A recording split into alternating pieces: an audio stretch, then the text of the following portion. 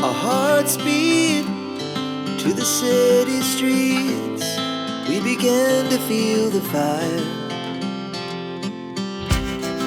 We rise like tall buildings as the chemicals, they take us higher.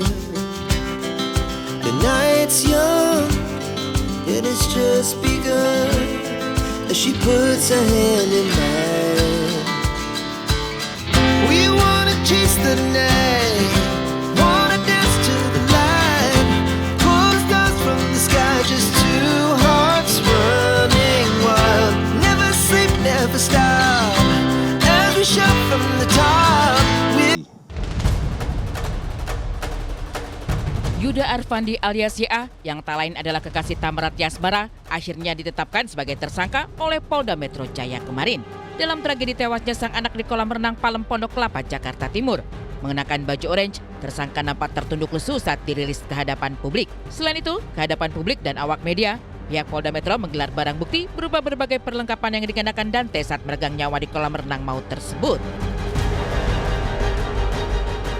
Ya, Tamara Tiasmara tak menyangka jika 27 Januari siang itu menjadi pertemuan terakhirnya dengan putra tercinta. Sekitar pukul 11.30 siang, Tamara diketahui mengantar Dante ke rumah tersangka YA karena ada rencana latihan renang sore harinya bersama YA dan MAA, putra anak tersangka. Tanpa ada firasat buruk sedikit pun, Tamara kemudian bergegas berangkat kerja. Langsung mengantar ke rumah tersangka. Berdasarkan keterangan Tamara ke polisi. Iya, tadi kan sudah dijelaskan Pak Dir. Jadi jam 11.30 Tamara beserta anaknya menuju ke rumah tersangka. Kemudian Tamara berangkat kerja.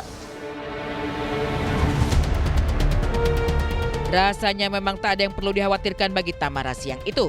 Dante seolah mengenal YA sang calon ayah sambung dan bahkan juga berteman dengan MAA anak tersangka YA. Lebih dari itu, penyidik menggarisbawahi bahwa seminggu sebelumnya Tamara bersama tersangka sudah mengecek kelayakan kolam renang Palem, lalu sampai pada kesimpulan bahwa kolam tersebut cukup aman dan layak. Lantas bagaimana bisa ajal Dante justru menjemput di kolam tersebut? Jadi berdasarkan keterangan dari ibu korban bahwa 1 minggu sebelum kejadian, ibu korban saudari Tamara beserta tersangka mengecek tempat kolam renang tersebut, mengecek fasilitas air dan seluruh fasilitas yang ada di kolam renang tersebut.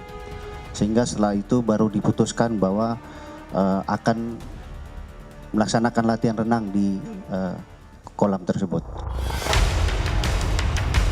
Sayang seribu sayang, untung tak dapat diraih, malang tak bisa ditolak. Bukannya dapat pelajaran renang dari tersangka YA, Dante malah berjuang lemas dan menghembuskan nafas terakhir di pinggir kolam. Dalam kesepian dan kecemasan, tanpa orang tercinta dan tanpa sang ibunda sang batu karangnya. Dari hasil olah TKP, analisis CCTV, dan keterangan saksi, Dante meninggal di kolam dengan kedalaman 1,5 meter.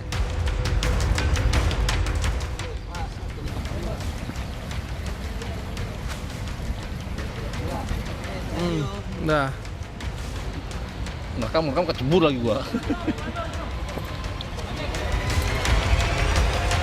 Dari bukti CCTV dan keterangan saksi, penyidik menemukan ada indikasi kuat tersangka sengaja menenggelamkan korban selama sekitar 12 kali dengan durasi yang berbeda-beda. Ada dugaan durasi yang bervariasi ini karena tersangka menyesuaikan dengan kondisi sekitar, termasuk untuk menghindar dari pandangan para lifeguard yang sebenarnya cukup ketat mengawasi. Kenapa durasinya ditenggelamkannya beda-beda? Rekan-rekan sekalian, di dalam hasil analisis terhadap rekaman video ada indikasi bahwa ketika waktunya pendek dibenamkan kepalanya itu karena di situ ada beberapa lifeguard yang ikut melihat. Jadi pada saat itu melihat, kemudian disitulah sebentar. Nah, ini akan kita dalami lebih lanjut. Berdasarkan sejumlah barang bukti yang ada atas perbuatannya, pihak Polda Metro Jaya menjerat tersangka YA dengan pasal 340 pembunuhan berencana dengan ancaman pidana mati. Dari pasal yang kita terapkan, kami sudah menerapkan pasal 340 yang mana ini merupakan pasal daripada pembunuhan berencana. Untuk masalah pembuktiannya, indikasi ada pembunuhan berencana kami sudah terapkan. Kami akan nanti perkuat dengan keterangan saksi maupun ahli. Sepak terjang tersangka YA selama ini memang tidak banyak diketahui. Meskipun katanya ia juga seorang publik figur. Meski demikian, tersangka rupanya masih satu circle dengan artis papan atas Raffi Ahmad dan berteman baik dengan Giselle.